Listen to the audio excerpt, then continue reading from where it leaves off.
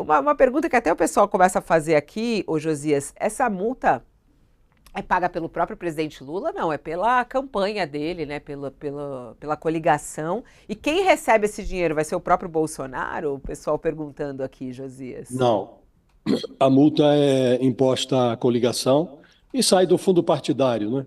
Ou do fundo partidário do PT, ou as legendas se cotizam para fazer o pagamento proporcional, mas não sai do bolso do Lula nem vai para o bolso do Bolsonaro.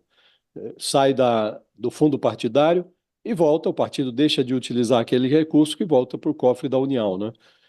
Agora, essa multa, Fabiola, ao impor essa multa de R$ 250 mil à campanha do Lula por impulsionar uma propaganda negativa contra o Bolsonaro, o TSE como que atestou o óbvio, né? Na sucessão de 2022, a pancadaria roncou dos dois lados. Isso não foi a primeira vez que aconteceu e não será a última. Agora, uma penalidade como essa, que é imposta mais de um ano e meio depois da abertura das urnas, ela serve menos como corretivo do que como estímulo à reincidência, né? Fica ainda mais realçada a dificuldade da Justiça Eleitoral de evitar a reiteração de baixarias durante as campanhas. O eleitor sempre perde alguma coisa quando a exposição dos esqueletos dos candidatos prevalece sobre a exibição de programas de governo. As pancadas, evidentemente, não explicam o resultado que saiu das urnas em 2022. O que houve em 2022 foi um plebiscito para decidir se o obscurantismo, o negacionismo, o golpismo deveriam ser mantidos no comando ou expulsos do Palácio do Planalto. Então, prevaleceram, por pequena margem até, a democracia e o bom senso. E Bolsonaro foi mandado de volta para casa mais cedo. Primeiro presidente da República, desde a criação do Instituto da Reeleição, que não obteve do eleitorado uma autorização para exercer um segundo mandato. Nesse contexto, essa peça que levou à punição tardia do TSE, um vídeo que chama o Bolsonaro de incompetente, mentiroso, desumano, não passa de um asterisco, evidentemente, né? Até por essa razão, a campanha do Lula poderia ter passado sem esse vídeo. Evitaria a multa e evitaria essas comparações que nivelam por baixo, né? Obviamente, isso daqui não teve a menor influência no resultado da eleição, que foi, como disse, um plebiscito para decidir se a precariedade, a desqualificação poderiam permanecer no Palácio, mas não ajuda, né? E sempre que isso ocorre, baixaria, e nós estamos vivenciando muito isso, sobretudo depois que a, a propaganda na televisão foi turbinada pelas peças divulgadas nas redes sociais, né? Então, acho que a justiça eleitoral tem que ser um pouco mais célere para tentar, pelo menos, fazer com que, em campanhas futuras, a gente tenha um pouco mais de debate de ideias e menos de exposição de esqueletos, Fabiola. E isso está um pouco, Sakamoto, até eu queria te perguntar, dentro dessas discussões do ódio nas redes sociais, né? Até que ponto mensagens assim, vídeos assim, podem estimular essa questão do ódio ou não? Você vê coisas diferentes?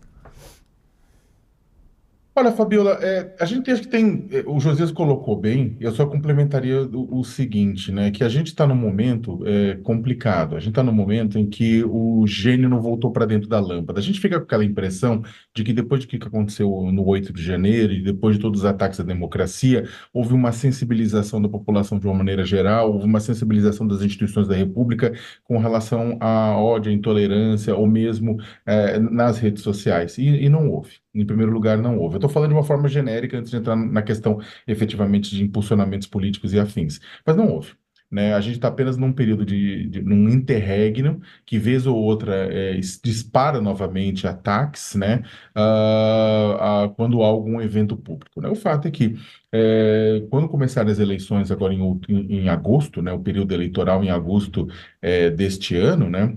a gente vai ver novamente eclodir uma série de tragédias e desgraças. Por quê? Porque aquele caldo que gerou todo aquele ódio, intolerância durante as eleições, toda aquela desinformação, toda aquela mentira, está lá ainda, né? E muito à direita, mas também na esquerda, né? Quando direita não, extrema direita, mas também presente na esquerda, né? Não tenho dúvida nenhuma com isso. O que acontece é que as plataformas não foram tirando, é claro, alguns atos e algumas ações que foram feitas pelo Tribunal Regional Eleitoral, pelo Supremo Tribunal Federal, pelo Ministério da Justiça, as plataformas não foram incomodadas. O Congresso Nacional não incomodou as plataformas no que diz respeito à regulamentação. O algoritmo das plataformas continua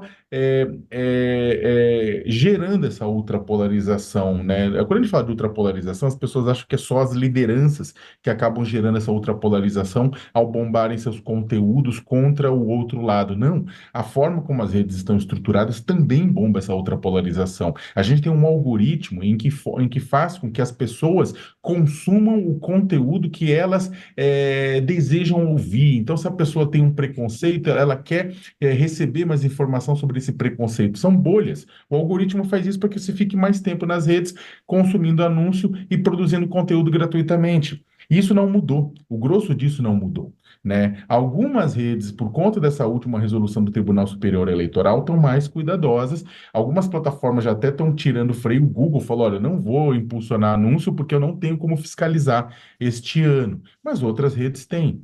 Né? E vai ter muito problema. Por quê? Porque a gente não tem uma lei, a gente não tem uma regra. Né? Arthur Lira engavetou, né, a 2630, né, que regulamentava as redes sociais, e ponto. Né? O fato é que, como disse a representante das Nações Unidas, né, ela, aqui no fórum no Brasil, no G20, sobre a questão das redes e tudo isso mais, dá para você ter liberdade de expressão nas redes sociais e, ao mesmo tempo, regular. É a mesma coisa que na vida offline. Dá para você ter liberdade de expressão aqui na vida offline e, ao mesmo tempo, ter limites para você não destruir o outro, não atacar o outro. Dito isso, e aí fazendo um comentário bem rápido sobre essa questão, é justo que o governo pague, né? Que a campanha de Lula pague, na verdade, é isso, né? E o pau que bate Chico vale para Francisco também, né? Então, a gente precisa ficar atento, porque uma série de decisões eleitorais ainda vão ser tomadas. A gente viu alguns julgamentos, mas não é que acabou. Daqui até o ano que vem vai ter julgamento, né? De questões eleitorais, e a gente vai ver outros casos que nem esse, que eles sirvam de forma didática para ajudar a colocar as campanhas nos eixos, né? Cobrando valores altos, né, das campanhas. Agora, você não vai resolver a questão se não regular as redes. Só com multa e só com pressão econômica também não vai resolver. Precisa regular as redes. E torcer para que os donos das redes sociais não venham atacar o judiciário brasileiro, como aconteceu.